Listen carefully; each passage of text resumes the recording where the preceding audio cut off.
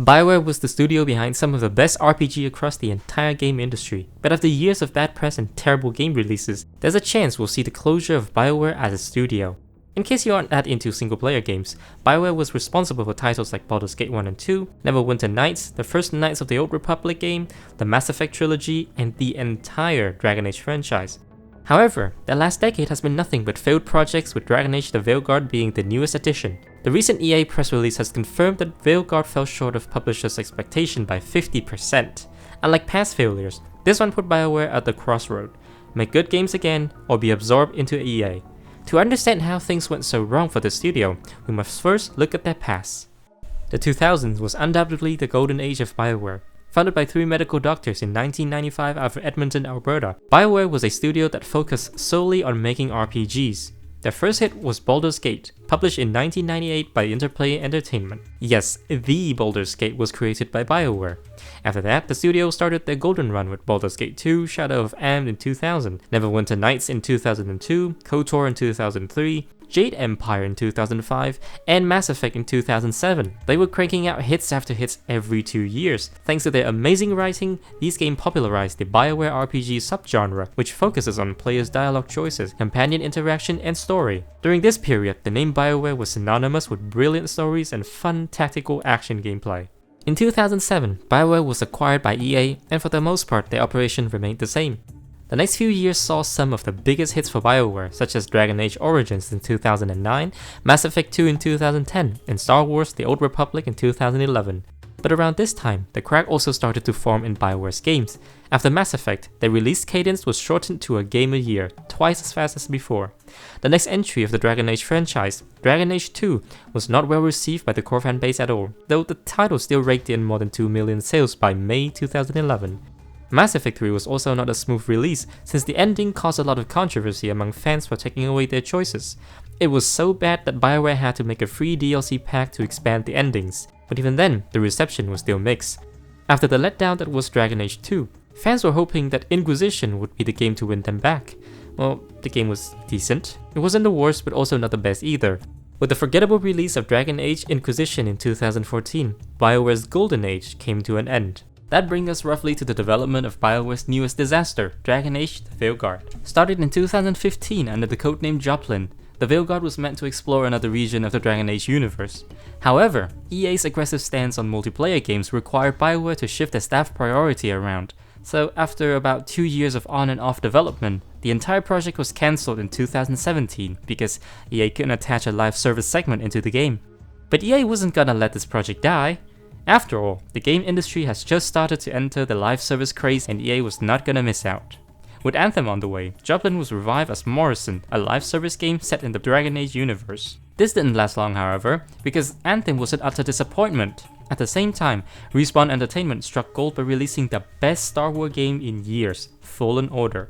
So BioWare gutted the multiplayer live service component of the game, and in the end, we got Dragon Age the Veilguard. To say that this game has problems is an understatement. There have been a lot of videos about how bad the Veilguard is, so I won't waste your time by repeating them to you. I think there's something wrong with the game that's much deeper, and not many people have brought it up. It's a lack of vision. To be more precise, there was no vision behind Dragon Age the Veilguard. BioWare had no idea what they wanted to make. Part of it could be due to the departure of the original writer, David Geider, in 2016, but we will never know. Yet this lack of core vision can explain everything that's wrong with the game. The gameplay is generic because they didn't know what the combat of a Dragon Age game should be. This was a multiplayer project turned single player, so the most cost-effective thing to do for the pivot is to take out the multiplayer segments and keep everything else, even if it makes no sense in the context of the franchise. Inquisition, despite its mediocrity, still tried to emulate the tactical teamfights that Origins was known for, but Veilguard opted for the most generic action combat known to man. You can't even control your companions in this RPG. It's not exactly bad, it's just boring. The story was there. Now if you've played this game, I challenge you to tell me what it's about in a single sentence. Do your best, the comment is yours.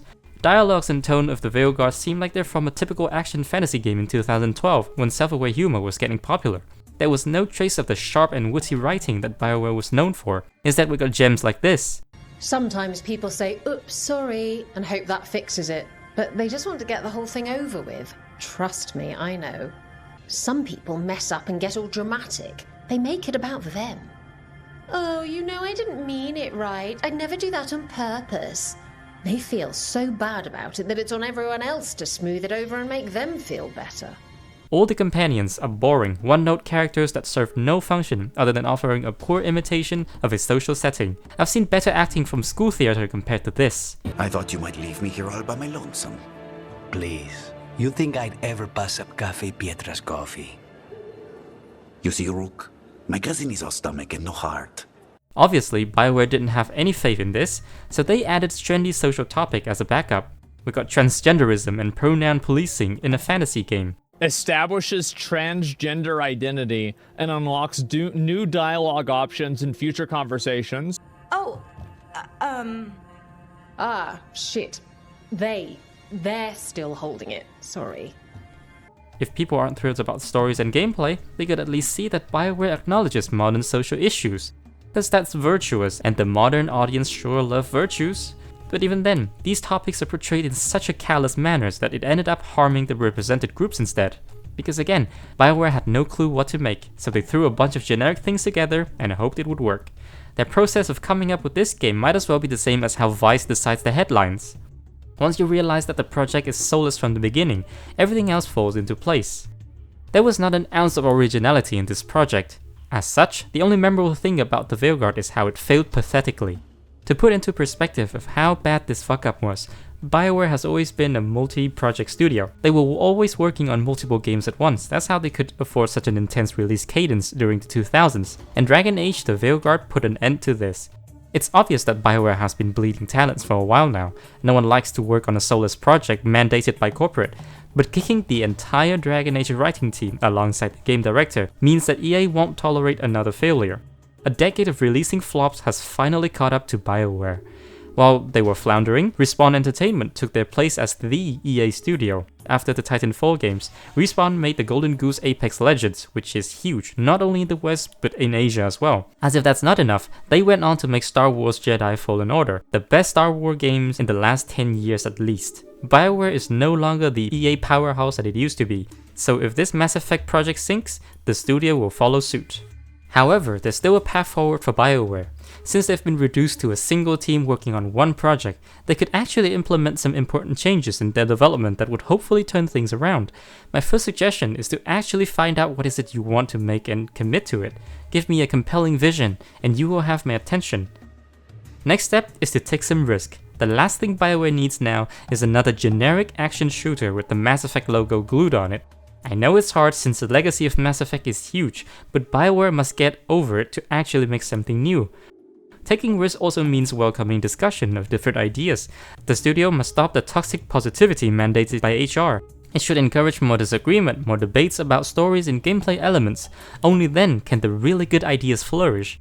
The first Fallout game was created based on this principle. The post-nuclear World War setting came to be after many hours of discussion and debating. The last suggestion I have for BioWare is to return to your roots. Go back to doing what you do best, which is telling a brilliant story on top of decent gameplays. Stop chasing all these gaming trends and social issues to increase sales. It didn't work then, and it's not working now. Just make a really good game and people will buy it. Dragon Age the Veilguard is a disaster that has put BioWare in a dire situation. One wrong turn and the studio is as good as gone. But still, there's a sliver of hope left.